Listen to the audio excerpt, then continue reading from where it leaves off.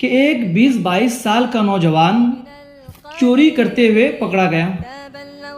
जब लोगों ने उनको पकड़ा, पकड़ने के बाद जब अदालत में पेश किया गया तो हाकिम जब उनसे सवाल करने लगे, सवाल करते करते कहने लगे कि बेटा तुम अभी 20-22 साल के जवान हो, पढ़ने लिखने का वक्त है, तुमने ये लाइन क्यों अपना लिया, तुमने चोरी करना क्यों शुरू कर दिया। मेरे अजीजों,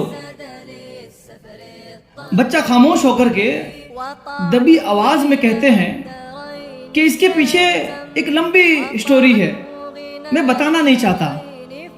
हाकिम ने जैसे ही सुना वो हैरान होकर कहने लगे, अगर लंबी दास्तान है तब तो तुम मुझे बताओ, मैं सुनना चाहता हूं। अगर तुम सच सच बता दोगे मैं तुम्हें आजाद कर दूंगा, तुम्हें कोई सजा नहीं दी जाएगी, शर्त यह है कि तुम सच सच वो सुनाओ।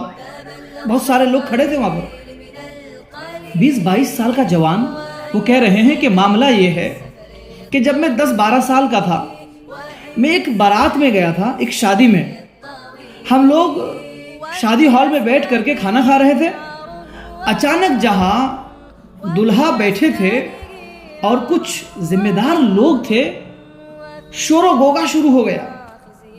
लोग चिल्लाने लगे, एक दूसरे से तकरार करने लगे, बहस मुबासा शुरू हो गई। चूंकि मैं बच्चा था, 10-12 साल मेरी उम्र रही होंगी, मैं प्लेट को छोड़ करके स्टेज के करीब गया।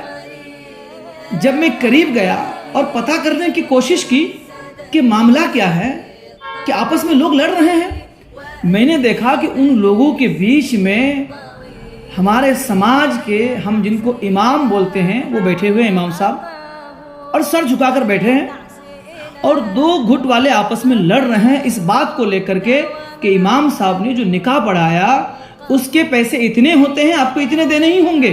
बात सिर्फ 100 रुपये या 200 रुपये की थी, लेकिन इतनी छोटी बात पर लोग अड़ गए और इमाम साहब को 100 रुपये देने के लिए राजी नहीं हुए।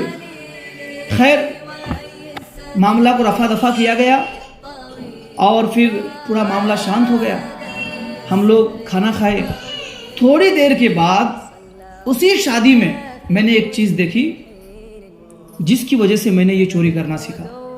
मैंने ये देखा कि जिस दूल्हे के निकाह पढ़ाने के पैसे के लिए सिर्फ 100 रुपये की बात पर इतना बड़ा बवाल हो गया, उस दूल्हा के जो दूल्हे की जूतियां हैं वो चोरी हो गई है। लोगों ने पता किया तो कुछ छोटे छोटे बच्चों ने ये सवाल किया कि जूतियां हमारे पास हैं, लेकिन हमारी एक शर्त है। रिवाज के मुताबिक वो बच्चे बच्चियां दूल्हे के साले या साली होंगे। कहने लगे क्या शर्त है? कहने लगे हमको 25-30 हज़ार रुपये चाहिए, तब हम जूतियां देंगे। जब बच्चों ने 25-30 हज़ार रुपये का मुतालबा किया तो किसी ने उस पर भड़का नहीं, गुस्सा नहीं दिखाया, उसको किसी ने डांटा भी नहीं, और फिर आराम से बड़े मोहब्बत भरे अंदाज में उस मामला को सॉल्व करने के लिए 20,000 पर फाइनल हुआ, और 20,000 रुपये दूल्हे वाले दे करके दूल्हे की जूतियां वापस लिए। वो नौजवान जो चोर था 20-22 साल का, वो कह रहे हैं हाकिम साहब, जैसे ही मैंने इस वाकये को उसी हॉल में देखा, मैं वहीं खड़े होकर के ये अहद कर लिया, मैंने कसम खाई कि एक बंदा मेरे समाज में पैदा होकर के 10 साल 15 साल तक कुरान और हदीस की तालीम हासिल करता है, मेरा इमाम है, मेरी नमाज पढ़ाता है, मेरे घर में मेरे मरहुमीन के लिए इसाल सवाब की फातिहाएं करता है, मेरे माँ बाप के जनाजे पढ़ाता है। जब उनको 100 रुपये देने की बात आई तो हम आपस में लड़ पड़े। उसी शादी में एक बच्चे ने दूल्हे की जूतियां चुरा ली, उनको चुराने के 20,000 मिल गए। मैंने कसम खाई कि 10-15 साल बर्बाद नहीं करूंगा, बल्कि चोरियां करूंगा, क्योंकि जो बंदा 10 साल पढ़ करके इस स्टेज में आकर के बैठा है, उन्हें 100 रुपये देने पर भी झगड़ रहा है और यहां चुराने पर 20,000 मिल रही है। मेरे अजीजों, कितनी अफसोसनाक बात है।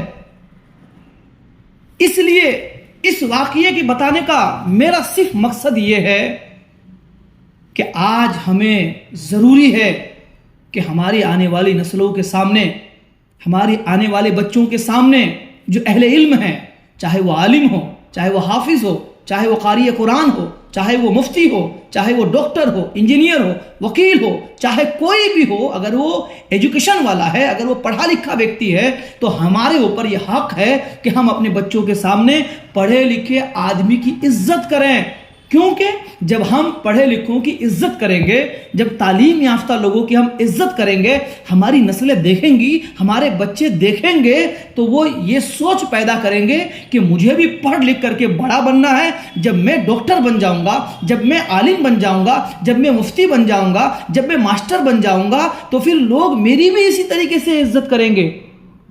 आपसे गुजारिश है कि इल्म हमेशा हासिल करिए, क्योंकि इल्म हासिल करना फर्ज है, और तालीम याफ्ता लोगों की इज्जत करिए।